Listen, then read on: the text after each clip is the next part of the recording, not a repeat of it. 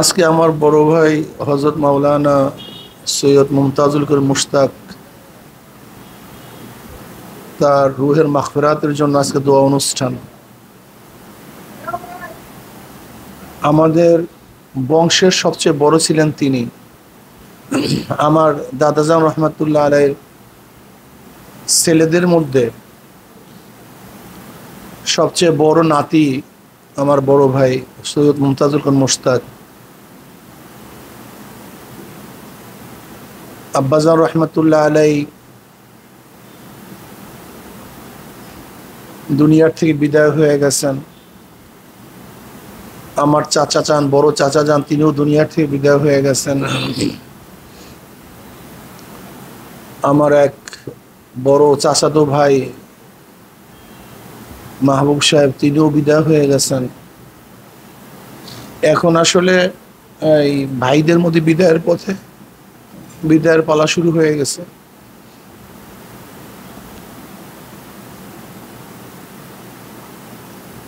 ভাইয়া আমাদের জন্য ছায়া স্বরূপ ছিলেন। ভাইয়ার সবচেয়ে বড় চরিত্র ছিল আমাদের সবাইকে ম্যানেজ করে রাখতেন, সমস্ত ভাইদের।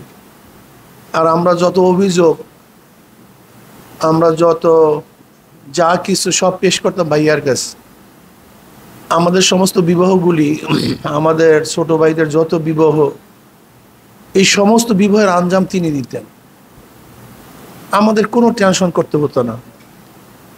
ভাইয়া আমার বড় ভাই মোহাম্মদ রেজাউল করিম সাহেবের, তারপর আমার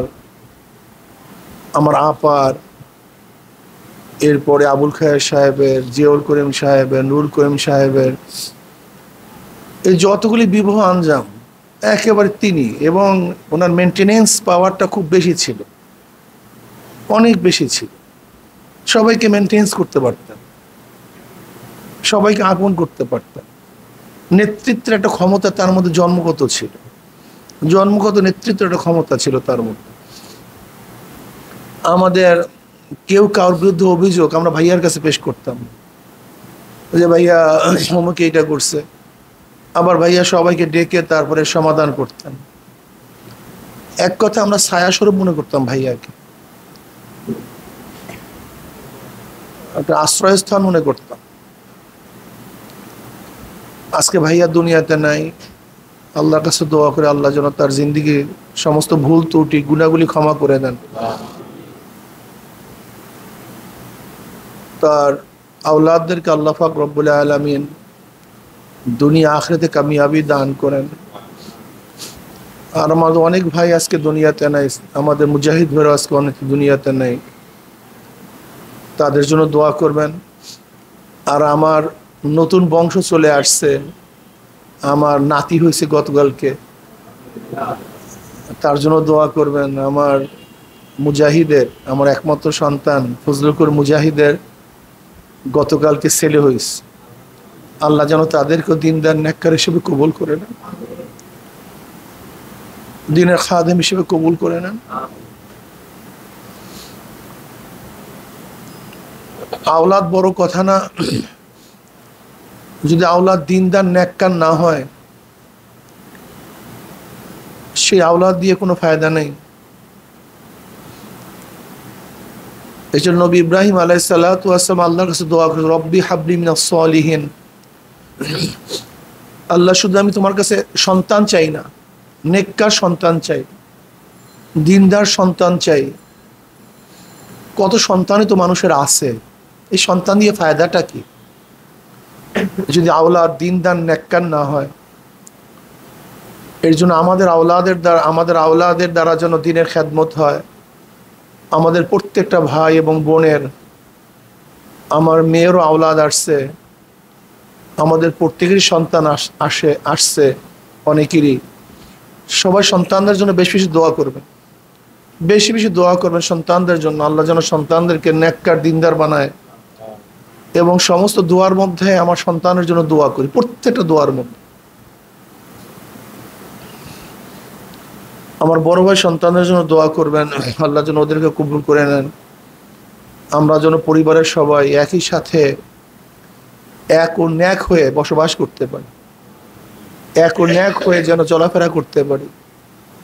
দুনিয়ার কোনো মোহ যেন আমাদের মধ্যে বিচ্ছিন্নতা ঘটাতে না পারে। আজকে দেখা যায় অনেক পরিবারের মধ্যে মিল মোহাব্বত না থাকার কারণ একমাত্র দুনিয়ার মোহ। এই দুনিয়ার মোহ থেকে আল্লাহ আমাদের সবাইকে হেফাজত করেন। আমিও দোয়া চাই, আমিও দোয়া করি। আল্লাহুম্মা আমিন। ربنا ظلمنا أنفسنا وإن لم تغفر لنا وترحمنا لنكونن من الخاسرين. ربنا آتنا في الدنيا حسنة وفي الآخرة حسنة وقنا عذاب النار. اللهم احفظنا من كل بلاء الدنيا وعذاب الآخرة. আল্লাহ আমাদের গুনাহ খাতা মাফ করে দেন। আল্লাহ গুনাহ খাতা মাফ করে দেন, গুনার থেকে বাঁচিয়ে থাকার তৌফিক দিয়ে দেন। আল্লাহ যতদিন জিন্দা রাখেন ইসলামকে জিন্দা রাখিয়েন। যখন শেষ ডাক দেবেন ঈমানের সাথে ডাক দিয়েন। আল্লাহ আমাদের হযরতের জিন্দেগীর সমস্ত গুনাহ খাতা মাফ করে দেন, তার ভুল ত্রুটি ক্ষমা করে দেন।